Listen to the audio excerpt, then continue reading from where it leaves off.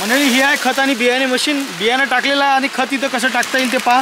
इथं चाळणी याला दिलेली आहे. चाळणी कशासाठी तर मोठे जे खडे आहेत ते खडे दातातून पडत नाही म्हणून इथूनच ते सॉर्ट आउट झाले पाहिजे यासाठी हे खत आणि म्हणजे इथं चाळणी दिलेली आहे. आता यात किती बियाणं खत बसते जवळपास 15 किलोपर्यंत खत यामध्ये बसते हे सगळ्यात पहिले समजून घ्या. आणि बियाणं किती बसते तर 3.5 किलोपर्यंतची या बियाण्याची कॅपॅसिटी आहे. आता आपण याला पहिले चालून पाहूया. तर कापसाचं हे बियाणं आपण यामध्ये या बॉक्समध्ये टाकलेलं आहे. तुम्हाला इथं बियाणं दिसत असेल पहा. आणि आता तुम्हाला कापूस पीक टोकून दाखवतो आणि सोबतच खतसुद्धा त्यासोबत कसं पडते ते सुद्धा तुम्हाला दाखवतो.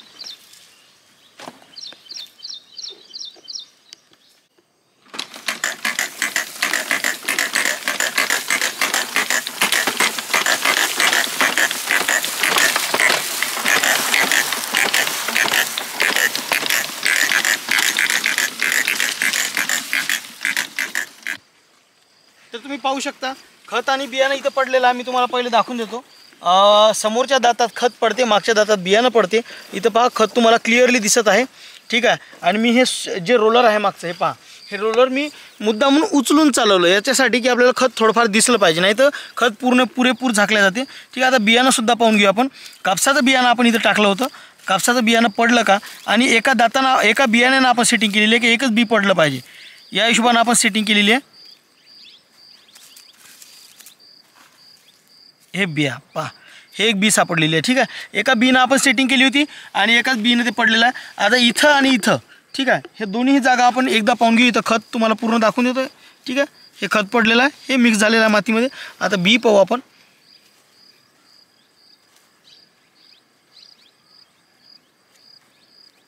ठीक आहे. बी दिसली तुम्हाला, इथं बी सुद्धा पडलेली आहे. आता हे खत आणि बी तर तुम्ही म्हणत असाल बा मग हे एका ठिकाणी पडते का तर नाही. तुम्ही पाहू शकता 3 इंचाचं अंतर इथं आहे बी आणि खतामध्ये. त्यामुळं बियाण्याला कुठल्याही प्रकारचा धोका हे खत आणि बियाण्याच्या मशीनने होत नाही.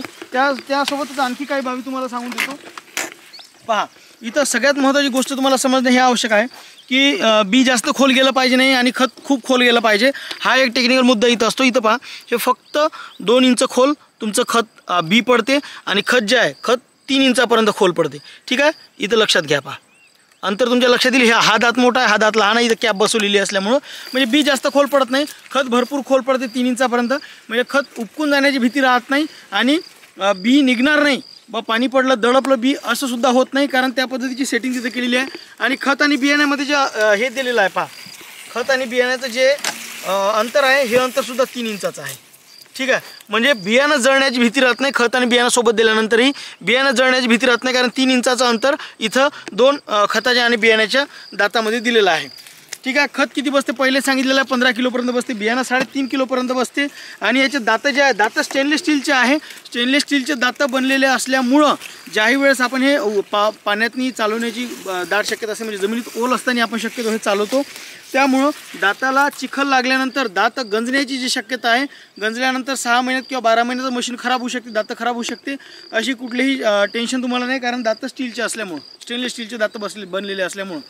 त्यानंतर बियाण्याची आणि खताची या दोन्ही याची जर आपण बचत पाहतो म्हटलं तर किती बचत होऊ शकते तर एकरी 3 मजूर लागतं कापूस लागवडीसाठी आणि एकरी 3 ते 4 मजूर लागतं खत पेरण्यासाठी, खत लागवडीसाठी, खत देण्यासाठी जमिनीतून. ठीक आहे.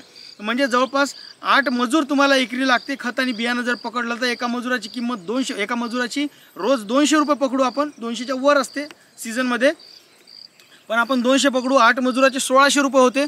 तर 1600 रुपये जर पकडले 16 2 32 16 तिकडच्या 16 64 16 5 80 म्हणजे 5 एकर जर तुमची जमीन असेल तर तुम्हाला 8000 रुपये खर्च येतो खत आणि बियाण्यासाठी.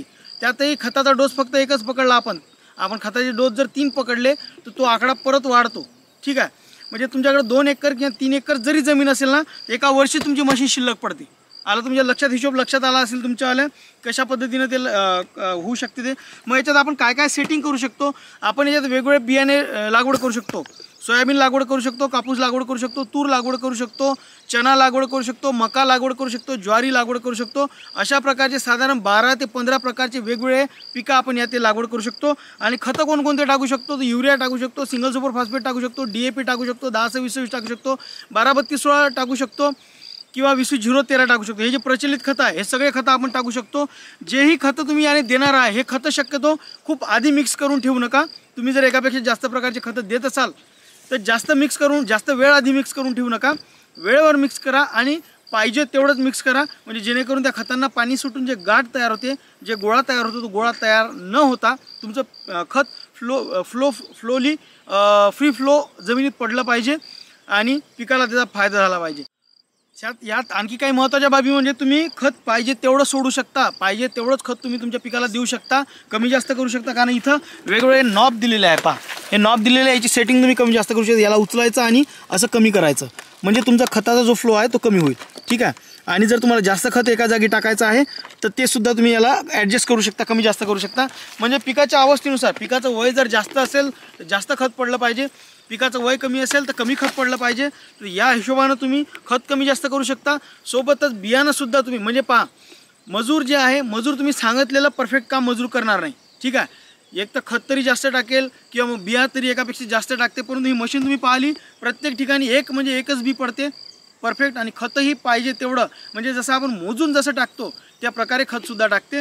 ह्या झाल्या 2 महत्त्वाच्या बाबी याच्या, ज्यासाठी तुम्ही मशीन आवश्यक खरेदी केली पाहिजे. तर मग याच्यात वेगवेगळे अंतरसुद्धा करता येते. तर किती अंतर आपण करू शकतो पहा, याच्यात तुम्ही 3 प्रकारचे वेगळे अंतर करू शकता. आता हे जे सध्या अंतर आहे, हे सध्या आहे 9 इंचाचं, याच्यात तुम्ही 11 इंच करू शकता आणि 13 इंच अंतर करू शकता. म्हणजे तुम्ही पाहिजे त्या अंतरात तुमचं पीक, म्हणजे शास्त्रशुद्ध पद्धतीनं खोली आणि शास्त्रशुद्ध पद्धतीनं अंतर तुम्ही याच्यात मॅनेज करू शकता खताच्या आणि बियाण्याच्या दातांचं. सोबत वेगवेगळ्या प्रकारचे 8 सीड रोलर येतात.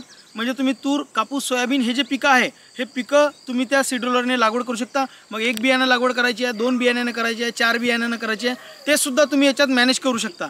म्हणजे तुम्ही झाड संख्यासुद्धा मेंटेन ठेवू शकता या मशीनच्या साहाय्यानं. मजूर तरी एका ठिकाणी 4 बिया टाकून देईल कधी कधी, परंतु हे मशीन पाहिजे तेवढ्याच बिया बरोबर टाकते.